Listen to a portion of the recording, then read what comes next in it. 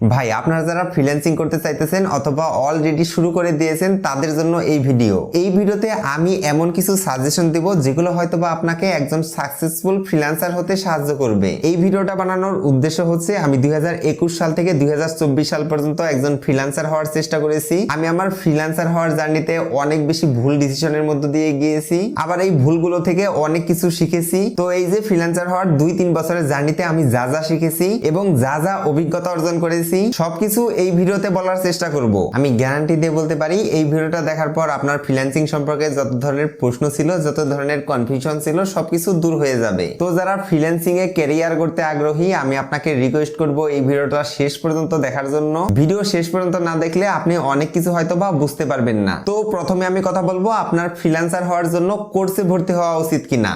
নতুন যারা ফ্রিল্যান্সিং ক্যারিয়ারে আসতে চায় সবাই মোটামুটি একটা বিষয় নিয়ে কনফিউশনে থাকে যে আমি 5-10 হাজার টাকা খরচ করে একটা কোর্স করব কিনা। এই প্রশ্নটার উত্তর আমি দুই ভাবে দেব। প্রথমত, আপনার যদি টাকা পয়সার প্রবলেম থাকে তাহলে আমি আপনাকে রেকমেন্ড করব আপনার কোনো কোর্স করার দরকার নেই। আমিও যখন আপনাদের মতো নতুন ছিলাম আমি কোনো কিছু না ভেবে একটা অফলাইন কোর্সে ভর্তি হয়ে যাই। আমার ইচ্ছা ছিল ডিজিটাল মার্কেটিং এর স্কিল এসইও শেখা। এরপর আমি আরেকটা অফলাইন কোর্সে ভর্তি হই। এর পাশাপাশি ইউটিউবে যে ফ্রি ক্লাসগুলো পাওয়া যায় সেগুলো আমি আস্তে আস্তে দেখতে থাকি। আমার 6 মাস কোর্স করার পর এই রিয়েলাইজেশন হয় এতদিন আমি টাকা খরচ করে যা যা পেইড কোর্স থেকে শিখতেছিলাম প্রত্যেকটা বিষয় ইউটিউবে পাওয়া যায়। এমনকি আমি ইউটিউব থেকে এমন অনেক নতুন জিনিস শিখি যেগুলো আমি পেইড কোর্সের ভিতরে পাই নাই। এই কথাগুলো বলে আমি আপনাকে এটাই বোঝাতে চাচ্ছি আপনি ফ্রিল্যান্সিং করার জন্য যে কোনো স্কিল আপনি ফ্রিতে ইউটিউব এবং গুগল থেকেই শিখতে পারবেন। ইউটিউব এবং গুগলকে ব্যবহার করে যে কোনো একটা স্কিল শেখার জন্য আপনার অনেক বেশি ইচ্ছা থাকাটা জরুরি। তাই আপনার যদি ফ্রিল্যান্সিং করার প্রচন্ড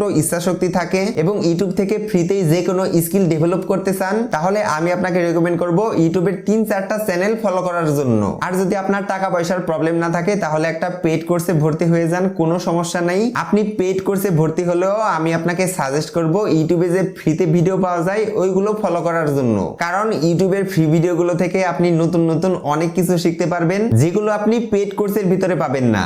বেশিরভাগ মানুষই ফ্রিল্যান্সিং এর যে কোনো একটা স্কিল শেখার আগেই প্রশ্ন করতে থাকে আমি এই স্কিল শেখার কতদিন পর থেকে ইনকাম করতে পারবো। যারা ফ্রিল্যান্সার হতে চায় তাদের মধ্যে 4 ধরনের মানুষ দেখা যায়। নাম্বার 1, যাদের কোর্স কমপ্লিট করার 2-3 মাসের মধ্যেই ইনকাম শুরু হয়। নাম্বার 2, যাদের কোর্স কমপ্লিট করার 1-2 বছর পর ইনকাম শুরু হয়। নাম্বার 3, যারা কখনো ইনকামই করতে পারে না। নাম্বার 4, যারা 1 মাস ইনকাম করে আবার ধরেন তারপরের মাসেই তাদের হাতে কোনো কাজই থাকে না, অর্থাৎ তারা রেগুলার ইনকাম করতে পারে না। আপনিও হয়তোবা কোর্স কমপ্লিট করার পর এই 4টা সিচুয়েশনের একটা সিচুয়েশনে পড়বেন। তাই ফ্রিল্যান্সিং এ আসার আগে আপনাকে এমন ভাবে মানসিকভাবে প্রিপেয়ার্ড হতে হবে যে এখানে আপনি সাকসেসও হতে পারেন আবার ব্যর্থও হতে পারেন। আমি আমার অভিজ্ঞতা থেকে ফ্রিল্যান্সিং এ প্রতি 100 জনের মধ্যে কতজন সাকসেস হয় এটার উত্তর দেওয়ার চেষ্টা করব। তার আগে কিছু কোর্স বিক্রেতাদের উদ্দেশ্যে কিছু কথা বলতে চাই। কোর্স বিক্রেতারা তাদের কোর্সকে এমন ভাবে মার্কেটিং করে যেন তাদের কোর্সটা কিনলেই 100% ইনকাম নিশ্চিত। আসলে ব্যাপারটা একদমই সত্য নয়। আপনারা খেয়াল করে দেখবেন কোর্স বিক্রেতারা সবসময় তাদের সাকসেসফুল স্টুডেন্টদের ধরে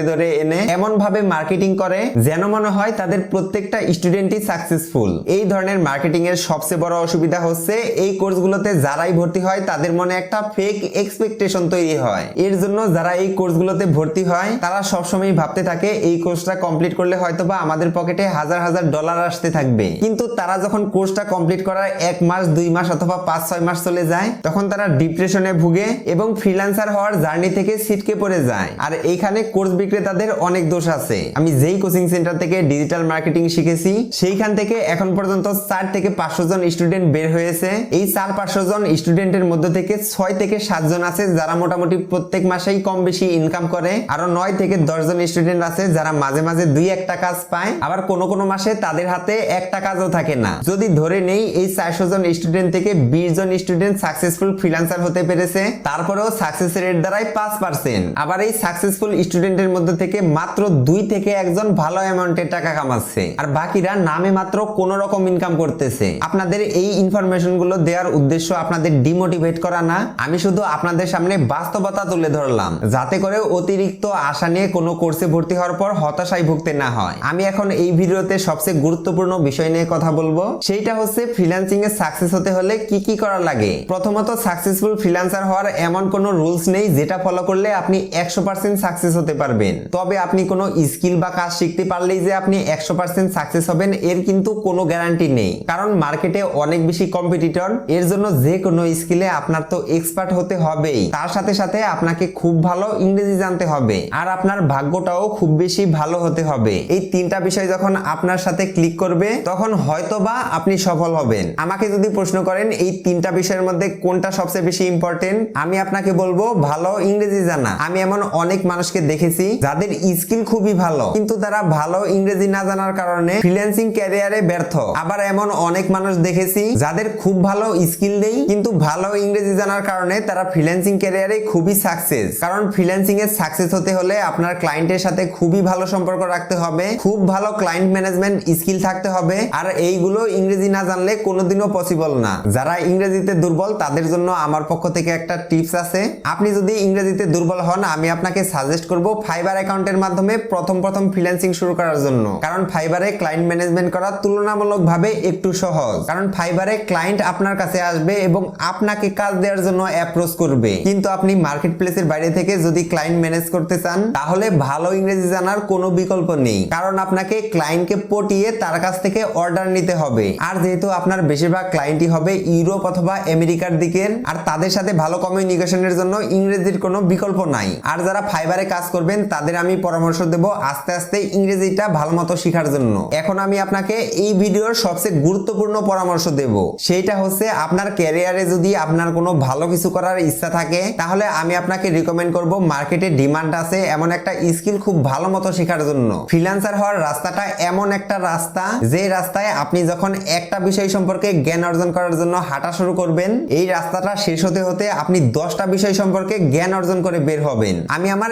এক্সপিরিয়েন্স থেকে একটা উদাহরণ দিচ্ছি। আমি যখন কোচিং সেন্টারে ভর্তি হলাম তখন আমাকে বলা হলো আপনাকে ডিজিটাল মার্কেটিং শেখানো হবে। ডিজিটাল মার্কেটিং নিয়ে আমি যখন ঘাটাঘাটি শুরু করলাম তখন আমি ফেসবুক মার্কেটিং সম্পর্কে জানতে পারলাম, ইনস্টাগ্রাম মার্কেটিং সম্পর্কে জানতে পারলাম, গুগল অ্যাড সম্পর্কে জানতে পারলাম, ফেসবুক অ্যাড সম্পর্কে জানতে পারলাম, সার্চ ইঞ্জিন অপটিমাইজেশন অথবা এসইও সম্পর্কে জানতে পারলাম। আমি যখন এসইও শেখা শুরু করলাম তখন আমি বুঝতে পারলাম এসইও একটা ওয়েবসাইটের মধ্যে করতে হয়। এসইও প্র্যাকটিস করার জন্য আমি নিজে নিজে ওয়েবসাইট বানানো শিখলাম, ওয়েবসাইটের মাধ্যমে কিভাবে বিজনেস করা যায় এইটাও শিখলাম, যেগুলো হয়তোবা ফ্রিল্যান্সার হওয়ার রাস্তায় যদি আমি পা না রাখতাম তাহলে হয়তোবা কোনো কিছুই শিখতে পারতাম না। ফ্রিল্যান্সিং এ যে কোনো স্কিল শেখার জার্নি আপনাকে দুনিয়াকে দেখার দৃষ্টিভঙ্গিটাই বদলে দেবে। যে কোনো একটা স্কিল শেখার পর আপনি ফ্রিল্যান্সিং করে আপনি ইনকাম করতে পারেন অথবা না পারেন, আপনি এই ফ্রিল্যান্সার হওয়ার জার্নি থেকে যেসব নলেজ অর্জন করবেন এগুলো আপনার বাস্তব জীবনেও কাজে লাগবে। যেমন আমি ডিজিটাল মার্কেটিং শেখার পর খুব একটা বেশি ফ্রিল্যান্সিং করে ইনকাম করতে পারি নাই, কিন্তু